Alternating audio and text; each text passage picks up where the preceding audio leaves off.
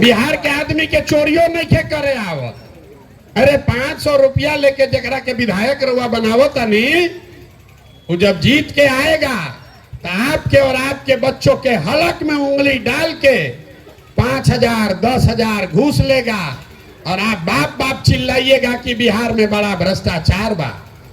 हम पैदल चलता नहीं 2 बरिस से, एगो हजाम मिलन हमारा रामनगर में, पूछने की भैया बताओ 35 बरिस से लालू नीतीश चलावत रंजा बिहार, ये दोनों में क्या फर्क बा? तो कहलस बहुत बढ़िया बात है भैया, हम तो हजाम हैं, अपने भाषा में बताई 35 बरिस के लालू नीतीश के राज में कोई फर्क नहीं है। जनता का हजामत तो दोनों में पूरा पूरा बनल बा। खाली फर्क इतने बा कि लालू के राज में जनता के हजामत अपराधी सब बनावत रहस, और नीतीश के राज में हजामत अब अधिकारी सब बना रहल बा सब। लालू जी के राज में अंधेरा होने के बाद अपराधी सब गन लगाकर लूटता था, नीतीश भाजपा के राज में अधिकारी सब ब्लॉक में थाना में दीने में कलम लगा के लूटता सब। कोई ऐसा आदमी नहीं खान जे कि थाना में ब्लॉक में चल जा उनका 2,000 दिले बगैर काम हो जाए। लेकिन 5 बरिस घूस देला के बाद, कष्ट कटला के बाद अभी भाजपा के आयल बड़न विधायक वोट मांगे तो सब आदमी अपन दाखिल खारिज के कष्ट भुला गए। अब नीतीश कुमार में उनका खराबी नहीं खे दिखत, अब उनका दिखत भूमिहार के है अगड़ा के है पिछड़ा के हो। अब उनके के जाके वोट दी हन, तब वोट दी हन तब चुनाव के बाद नीतीश के लोढ़ा खइहन। यह कहे आइल बानी, न सुधरिएगा आप, क्योंकि आपको सुधरना ही नहीं है। जब आपको अपने और अपने बच्चों की चिंता नहीं है, वो आदमी दूसरे का चिंता क्या करेगा? यही बताने आए। अभी कोई कहता राय जी कि प्रशांत किशोर का हाथ मजबूत कीजिए। अरे भाई, हमको आपका साथ ना चाहिए, आप हमारा हाथ क्या मजबूत करिएगा? आप तो अपने बच्चों का हाथे नहीं मजबूत कर सके, आप हमारा हाथ मजबूत कीजिएगा। हम कितना पूर्वक पूछते हैं आप। अरे जो आदमी अपने बच्चा के लिए नहीं खड़ा हुआ, वो प्रशांत किशोर के लिए खड़ा होगा। हम 2 बरिस पैदल चले कि 20 बरिस चल दी, आप न सुधरने वाले हो रे भाई। यही बताने आए। कोई वोट वोट न मांगते हैं, हाथ वोट नहीं जोड़ते हैं, ये भी नहीं कहेंगे राय जी जैसा कि आप अंगड़ाई लीजिएगा तब बिहार बदल जाएगा। घंटा कुछ नहीं होगा। आपका दुर्दशा जरा जाकर देख लीजिए रोड पर। हम आ रहे हैं गाड़ी से, इससे पिछड़ा इलाका कोई नहीं दिख रहा। काची के अंगड़ाई, खाली घर बैठ के अंगड़ाई लिया था। आपका दम कुछ नहीं है, आपका दम कुछ नहीं है। अगर दम होता तो ये जो नेता सब आप पर राज कर रहा है, इसको उखाड़ कर आप फेंक देते, लेकिन आपको दम नहीं है। कहता है बिहार में एक बिहारी 100 पर भारी। हम कहते हैं आपसे ज्यादा कोई कमजोर नहीं है। एगो गुजराती 100 गो बिहारी के मजदूर बना के खटावत ऐज आदमी मोछ ऐठा ताड़न। एक बिहारी 100 पर भारी, आ लड़का भोजपुरी गाना सुन के नाचत आ हो गइलन सब मजदूर। मेरे भाई, आपके पुरखों की ताकत थी। यही बिहार है जो कभी ज्ञान का भूमि था।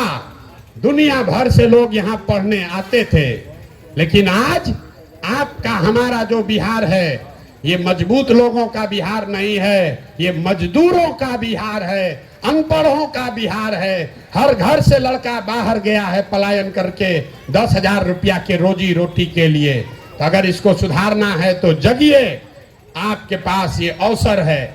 आदमी कहता हन कि 25 में जन सुराज के जितावल जाए। अरे भाई, अभी लक्ष्मी पूजा बाद दिवाली में लक्ष्मी जी के बुलावे खातिर क्या कल जाला? पूजा होला ना लक्ष्मी जी के, सब लोग पूजा करते हैं ना। लेकिन लक्ष्मी जी के पूजा करे से पहले सिखावल गइल बा कि 2 दिन पहले घर के बढ़िया से सफाई होई तबे लक्ष्मी जी आई हन। तो अगर 25 में जन सुराज का समृद्धि लाना है तो अभी उपचुनाव में ये जितना ही कूड़ा करकट बारंजा झाड़ू मार कर इनको बाहर कीजिए, तभी आपका भला होगा, न तो भला होने वाला नहीं है। होना चाहिए कि नहीं होना चाहिए?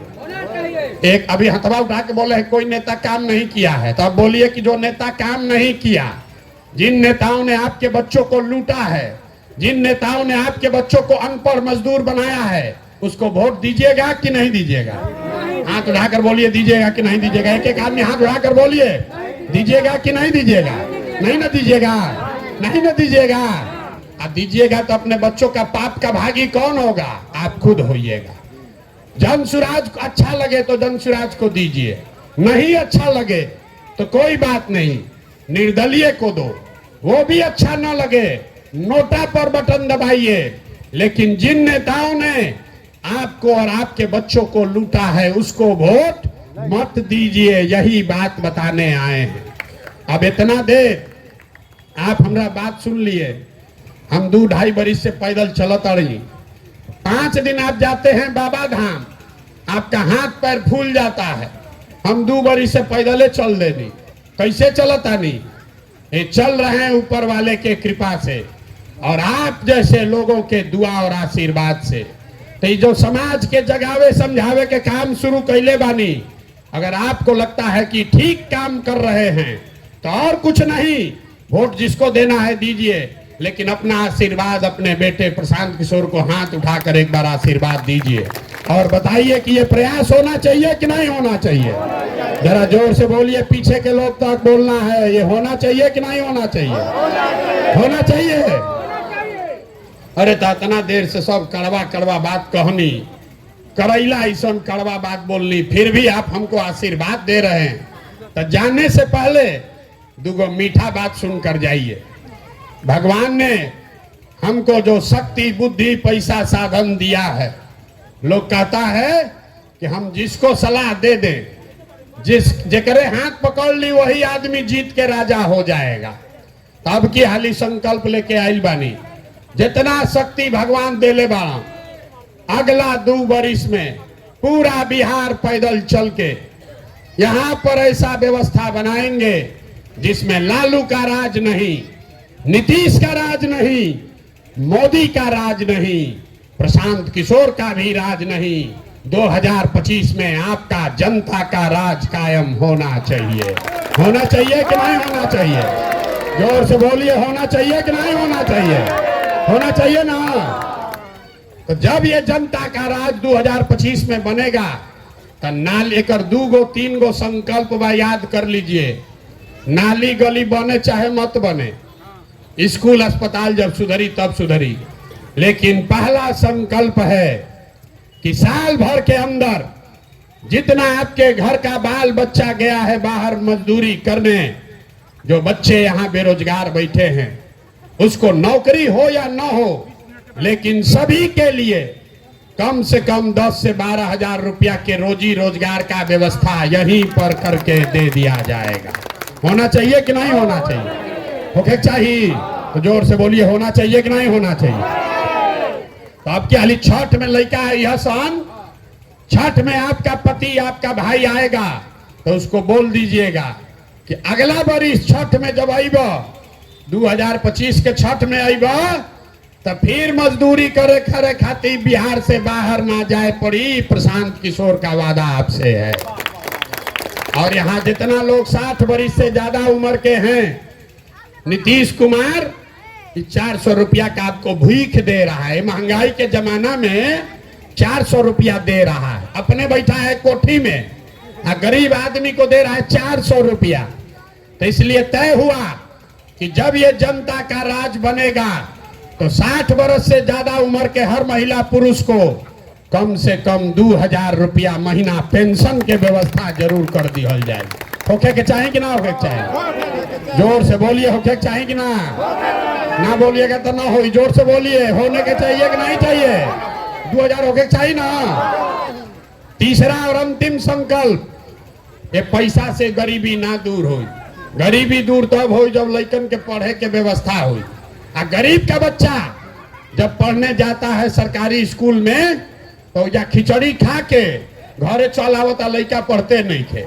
हमने के देखी जे सरकारी स्कूल में पढ़ल बानी जा, सरकारी स्कूल से पढ़ के यहाँ पहुंचे हैं। नीतीश लालू के सरकार में पढ़ाई का व्यवस्था पूरा बर्बाद कर दिया, गरीब का बच्चा सब मजदूर बन गया। तो जनता का जब राज अगले बरस बनेगा, तो जब तक सरकारी विद्यालय ना सुधरी तब तक आप अपने बच्चा को प्राइवेट स्कूल में भेजिए, अंग्रेजी स्कूल में, और उसका पढ़ाई का खर्चा फीस सरकार के ओर से भरा जाएगा। ओके कि चाहिए ना भाई? गरीब के बच्चा भी अंग्रेजी स्कूल में पढ़े के चाहिए ना? चाहिए कि नहीं चाहिए? तो हम आपसे मांगे कुछ नहीं, एक ही चीज मांग रहे हैं।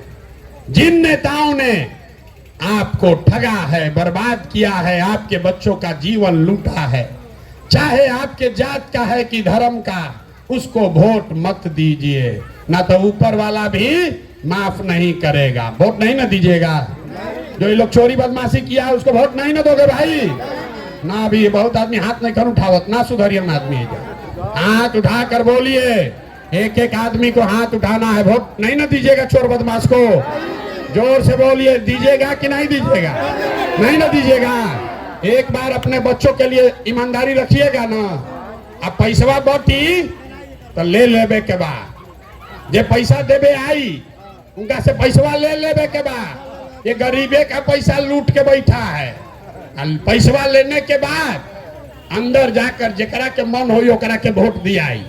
लेकिन पैसा जो बांट रहा है गरीब का लूट के, सबसे पैसा ले लेना है, आप ही का पैसा है, याद रही ना?